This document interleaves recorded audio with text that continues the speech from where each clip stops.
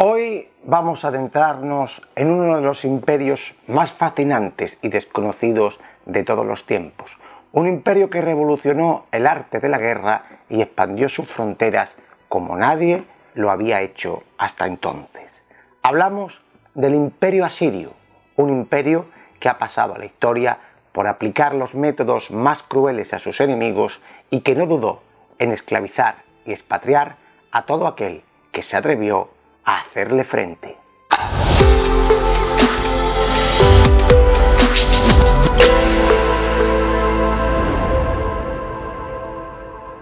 La historia de Asiria fue un misterio total hasta el siglo XX, aunque los primeros descubrimientos que hicieron fueron en el siglo XIX. Hasta esa época solo teníamos vagas referencias de los asirios, procedentes de la Biblia y por tanto distorsionadas, ya que los asirios fueron uno de los más crueles enemigos de los judíos, a los que sometieron y esclavizaron en numerosas ocasiones. Asiria hay que encuadrarla en su marco geográfico, que no es otro que el norte de Mesopotamia, el territorio entre los famosos ríos Tigris y Éufrates, que se corresponde con el actual país de Irak. Asiria toma su nombre de la ciudad-estado de Asur, que se encuentra a orillas del Tigris y que perteneció a la cultura sumeria y posteriormente se fusionó, como casi todo el territorio, con el mundo acadio. Como ya hemos visto en otros vídeos, desde el año 4000 a.C. hasta aproximadamente el 500 a.C., se van alternando en Mesopotamia diversos imperios que surgen de sus primitivas ciudades-estado. Estas ciudades-estado están en constante lucha unas contra otras por la supremacía y en cada época destaca una sobre el resto, consiguiendo imponer su hegemonía y constituyendo en muchos de estos casos imperios tan grandes, de magnitudes nunca vistas. Por tanto, el auge del imperio asirio es la época en la que la ciudad-estado de Asur se convierte en la principal potencia del territorio de Mesopotamia y se expande fuera de él, de la misma manera que vimos, por ejemplo, con el imperio babilónico, ¿no? El imperio babilónico era la supremacía de Babilonia, o cuando vimos también el esplendor de Uruk o el esplendor de Akkad en el imperio acadio, que fue la supremacía de la ciudad de Akkad. Pero antes de entrar en la época de esplendor del imperio asirio, es necesario remontarnos a sus orígenes y ver cómo poco a poco se va fraguando este imperio y tratar de estudiar qué había antes de su existencia. Asur toma su nombre de la deidad principal de la ciudad, Asur, que parece que pasó de ser un dios vegetal a un dios guerrero representado con un arco a medida que Asiria se convertía en potencia militar e iba imponiendo su poder sobre el resto de ciudades-estado. Los orígenes de Asur se remontan al menos al 2600 a.C., entrando a formar parte del imperio acadio de Sargón en torno al 2200 a.C., cuando éste sometió a toda Mesopotamia bajo su yugo. Aunque no se conoce del todo bien su origen, podemos encuadrarla dentro de los pueblos pastores semitas o sumerios que se fueron asentando por la zona y seguramente realizando una fusión de pueblos, de los nativos, con los que llegaban. El idioma de Asiria será el acadio, por lo que estarán más cercanos a los pueblos semitas que a los pueblos sumerios, que, como hemos visto en otros capítulos y acabamos de decir, terminan fusionándose en un solo pueblo. ¿En cuántas etapas podemos dividir la historia de Asiria? Los historiadores suelen hablar de 3 etapas, ¿no?, para una mejor clasificación y podernos acercar con más orden a su estudio.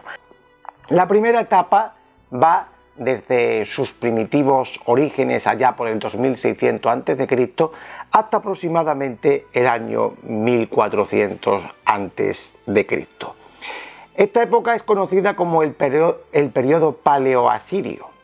La segunda época arrancaría en el 1400 y llegaría hasta el 911, siendo conocida como el periodo medio asirio. Y finalmente, el verdadero apogeo del imperio asirio, desde el 911 a.C.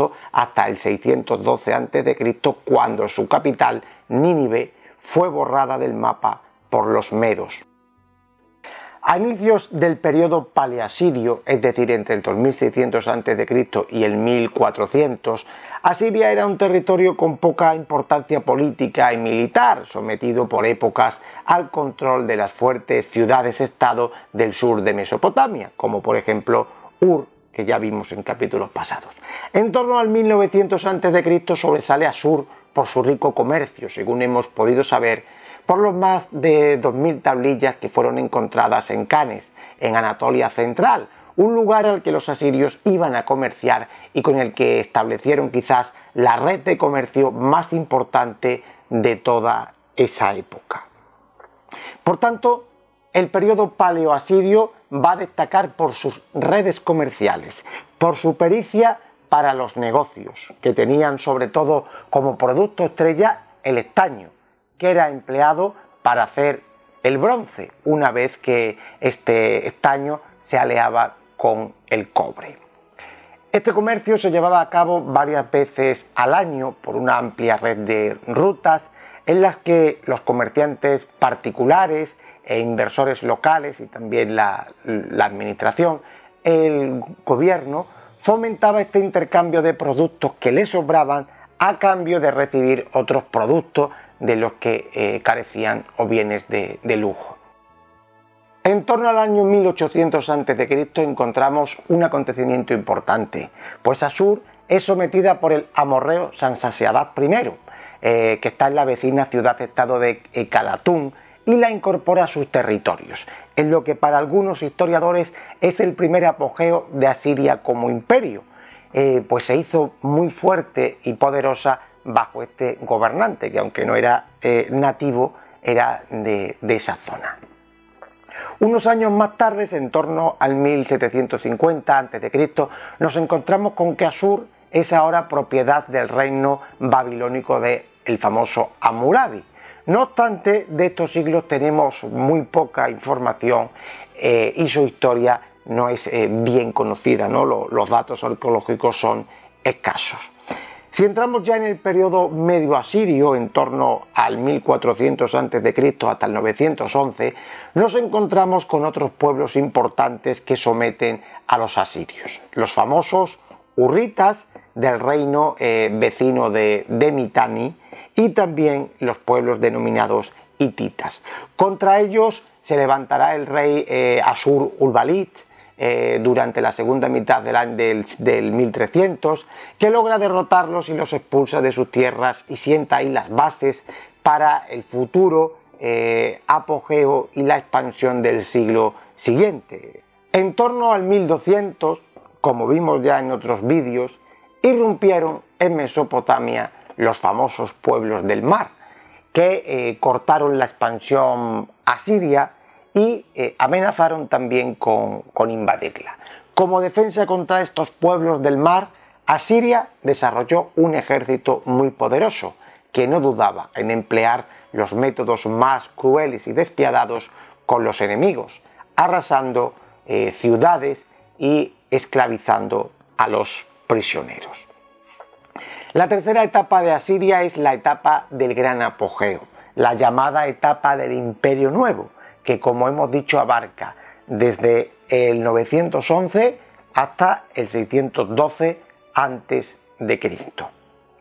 El año 911 es importante porque es la llegada al trono del rey Adad-Nirari II, que se anexiona al estado arameo y que poco a poco va a ir haciéndose fuerte en todos los territorios colindantes. El gran auge llega de la mano del famoso y despiadado Asurnasirpal II, desde el 883 hasta el 859 a.C.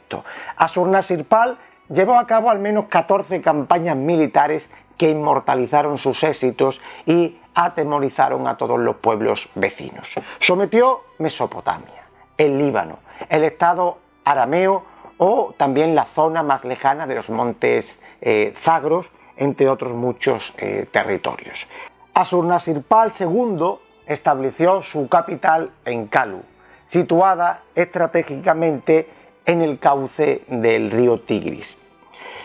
Ashurbanipal hizo luego de ella una de las maravillas de su tiempo, y según la famosa estela del banquete, cuando finalizó su construcción hubo celebración durante 10 días a la que asistieron 47.000 invitados, de los que se dice que 16.000 eran habitantes de esa ciudad. Los restos arqueológicos de esta ciudad fueron dinamitados hace poco tiempo por el Estado Islámico y hemos perdido sus ruinas. Los historiadores han apuntado que la clave del éxito son las nuevas armas de hierro, ya que consiguen hacerse con un gran suministro de este mineral y se vuelven diestros forjadores, ¿no? Ese hierro le va a dar una supremacía militar. A este hierro hay que agregarle además nuevos métodos de asedio a las ciudades con grandes arietes y máquinas de guerra que consiguen romper las murallas defensivas y permiten que el ejército se lance rápidamente al pillaje y a la destrucción de los enemigos conquistados. Ashurnasirpal II introdujo además la caballería especializada, que sustituyó a los famosos carros pesados.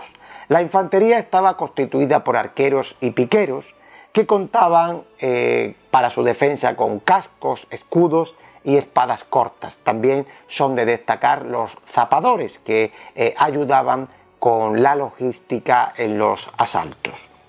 Si quieres profundizar más sobre el ejército asirio, te recomendamos ver el vídeo monográfico que hemos hecho específicamente sobre el ejército asirio. El hijo de Ashurnasirpal II, Salmanasar III, siguió la ola expansiva y guerrera de su padre, realizando más de 30 batallas en las que destacan las que llevó a cabo contra los israelitas o sus vecinos de la actual Siria.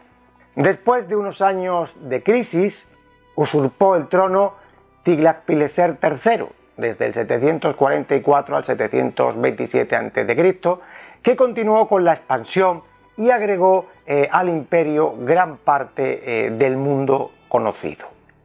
Llevó a cabo una gran reforma en la administración y trató de profesionalizar el ejército con mercenarios, que estaban siempre dispuestos para la batalla. A estos mercenarios los mantenía con los tributos de los pueblos a los que iban sometiendo.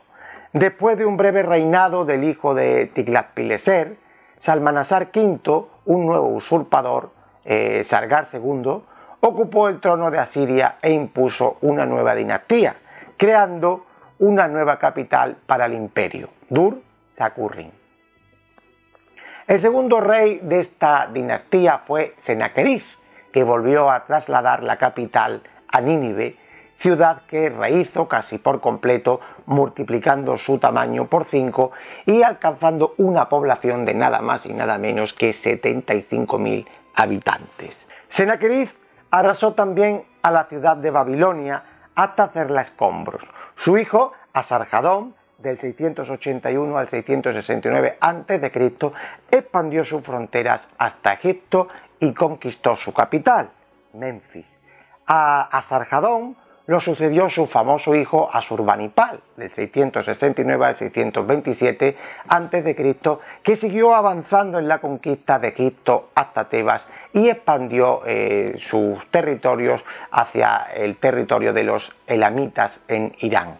Ashurbanipal ha pasado a la historia por ser uno de los reyes más cultos de la antigüedad y un gran potenciador del arte y la literatura. Es de destacar su famosa biblioteca en Nínive, que recopilaba todo el conocimiento del mundo acadio-sumerio. A su muerte en el 627 a.C., el imperio asirio entró en una serie de revolución interna por el poder, lo que hizo que los enemigos sometidos aprovecharan para independizarse, dando pie a que el pujante imperio babilónico, dirigido por Nabopolassar, venciera a los asirios en el año 612 a.C. y redujera a su capital Nínive a escombros junto al imperio medo. En el año 609 a.C., el hijo de Nabopolassar, Nabucodonosor II, puso punto y final al imperio asirio en la histórica batalla de Carquemis, de la que ya hablamos también cuando vimos el imperio babilonio. Después del imperio asirio, gran parte de sus territorios pasaron a las nuevas potencias dominantes. Primero los medos, después el imperio persa aqueménida y posteriormente a los griegos, a los partos y también al imperio romano. En cuanto al mundo cultural de los asirios, hay que enmarcarlos dentro de la cultura sumerio-acadia, que ya hemos tratado también al detalle y que te recomiendo ver para que puedas comprender más todo este mundo de Asiria. La administración, por ejemplo, digamos que se organizaba desde dos puntos básicos, el palacio y el templo, que en muchos casos duplicaban sus funciones con sus propias tierras y con sus propios empleados, que en muchos casos eran esclavos. El palacio no solo era la residencia del rey, sino que además era un centro administrativo y parece que empleaba a gran parte de los artesanos que trabajaban con las materias primas que le suministraba el rey, que servían en algunos casos para el comercio con otras ciudades. Recordemos que los asirios fueron una potencia importante también en el comercio. El poder estaba en manos del rey y de un pequeño grupo de nobles, que en gran parte de los casos pertenecía al séquito militar de generales y familias aristocráticas no que estaban en la corte. El rey asirio era, como el resto de los reyes de Mesopotamia, el representante de Dios en la tierra y el principal líder religioso, una figura que llega incluso a divinizarse en ciertos periodos de la historia y se le llega a rendir culto. Cuando el rey no estaba presente, las ceremonias eran llevadas a cabo por los sacerdotes y los adivinos, que desde el templo administraban también gran parte de la vida del pueblo. El templo no era solo un lugar religioso, sino que a su vez era un centro económico, haciendo funciones de banco, haciendo funciones de administración, centralizando en cierto modo sus propias tierras y dando trabajo a gran parte de la población. El templo también recauda impuestos en nombre del dios y luego los va a redistribuir según sus propios intereses. El dios principal de los asirios era Asur, pero como bien sabemos el mundo mesopotámico era un mundo politeísta, llegando a contar esta cultura con más de 2000 dioses y espíritus. Entre los más destacados sobresale Anu, Enki, Istar, Enlil o Adad. Los asirios tenían pocas esperanzas en el más allá. Parece ser que después de la muerte creían que existía una especie de eternidad, pero una eternidad rodeada de penumbra, donde el hombre no llegaba nunca a ser feliz.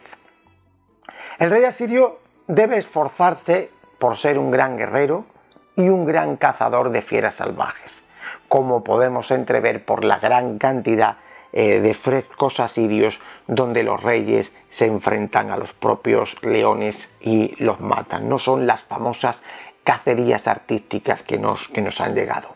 El rey también disponía en su palacio de un gran harén, incluso jerarquizado, donde destacaba la reina madre, y este harén tenía sus propias leyes y estaba organizado por el famoso eunuco, ¿no? por el dirigente de los eunucos.